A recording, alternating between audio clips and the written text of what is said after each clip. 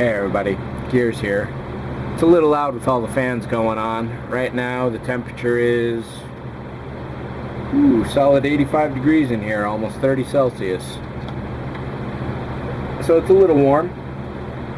So I got a few fans going, and hopefully that won't interfere with the volume too much for my voice. What I'm doing here is working on the logic ports for R2-LM. Nowadays, what's usually done is people will go for LED options, which is certainly fine enough. It's easy, there's some pre-built systems out there. But what they really did for Star Wars, the proper Star Wars, was use fiber optics.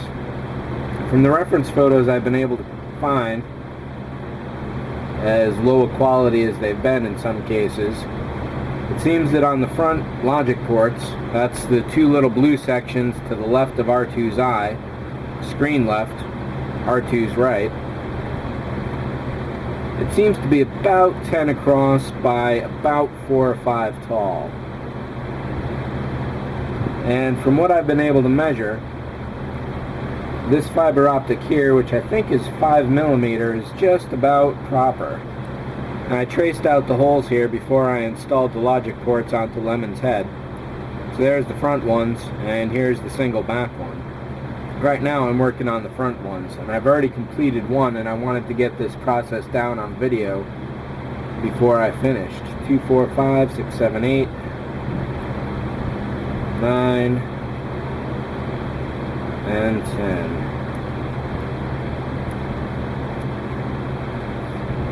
All the fiber optics have a bit of a curve to them because they've been sitting bundled up, so I'm trying to match that curve.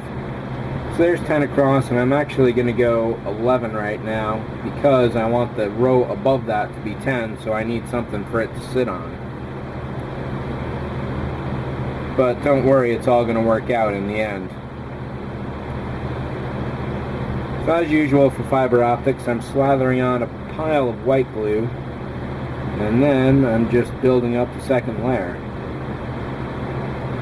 Something like super glue will craze and make brittle fiber optics in no time flat, so never use that under any circumstances. I was thinking maybe epoxy could work, but that gets really hot at the moment it cures and for a little while afterwards. White glue is a pretty good option. There's also microcrystal clear, which seems to me to be pretty similar to white glue, but it must be a little stronger because that does work better with plastic in general.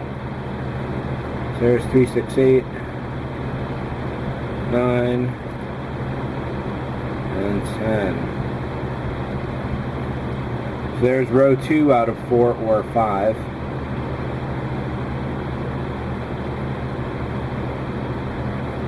All of these are cut to different lengths, though they're all approximately 1 inch across, but not exactly. I considered cutting these all exact, but there's just so many. Essentially, each of the 2 logic ports needs 50 of these at least. And the idea of counting out and cutting 50 specifically to exactly 1 inch, I figured forget it. So what I'm doing here is pretty much lining the fronts up pretty closely, and what I'm going to do afterwards once these are set is take a Dremel cutting wheel and basically slice the front off. I may slice the back as well, but I do think that having variation on the back length is actually going to work out in this case. Looking at the first movie,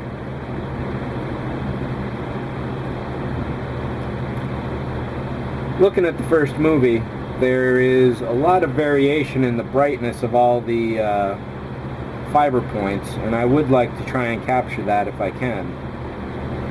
That's one of the things I don't like about the LED option that people are using these days, is that each LED is exactly the same brightness as the one next to it, and for my tastes, they're far too bright to begin with. It should be a much more subtle lighting effect than is used by just about every droid builder I've seen, which is certainly not any kind of slight. That's just the way that the system is built right now. I'm sure you could throw more dimmers on them if you wanted to take the brightness down. I don't really see that happening overall as far as the group goes.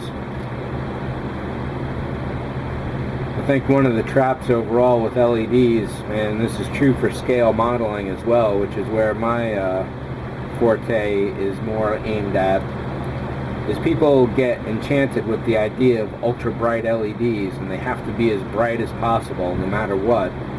And to me, it just does not look good at all. I believe in subtlety, and in the case of scale modeling, people don't really consider that light gets scaled too. If it's what? Light has a fall off of what? 1 foot per 1 foot squared, or 1 meter per 1 meter squared, or whatever it is. So if you scale that down to a 1/32nd model, or a 1/25th, or a 1/24th, or whatever it happens to be, the light really needs to do that too, to look like it really belongs there.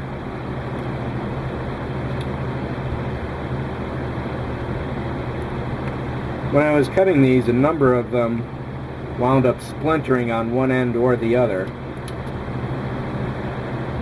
And I think that's going to help out in this case. What I'll be doing, I think, the plan at least, is to set a couple of LEDs a little further back from this and just aim them at the fiber optics and let them pick up whatever light they pick up. Essentially, that's how they did it for the very first R2. I think by Empire they may have gone to LEDs, but I'm not sure on that. But I do really like the look of the fiber optics that they used on the very first R2.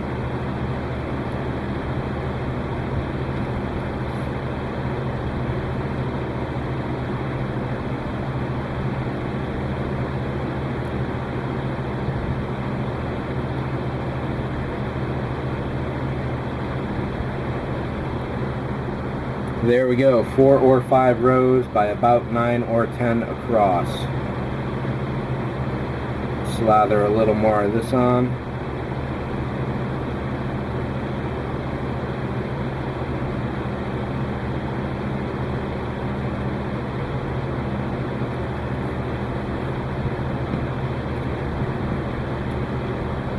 And there we go. Now that should be about as big as this is across.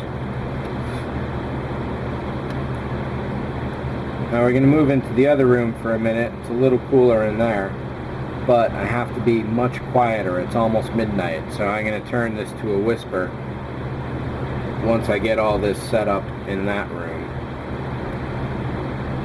Let's be very careful taking this off here. Alright. So the idea here is essentially going to be to cram all of this into the front logic port there, and then stick a few more in to help get it really wedged in there. Slather more glue on it, let it dry overnight, get back to it tomorrow, shave all the fronts off to make those relatively even, bloom them with a lighter or some other kind of flame, and then that will essentially be done. If I have enough fiber optic to do the back port, I'm going to do that too. At this scale, it looks like this is going to be just about 3 rows tall.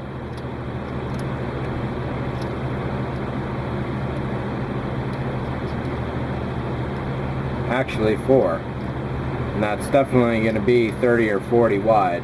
I don't know if I'm going to have enough to do that. Like I said, I've already cut just about 100 of these doing these 2 little tiny ports. So we'll see how it goes. I may as well use up what I've got. I just hope it's enough to fit. So let's go move.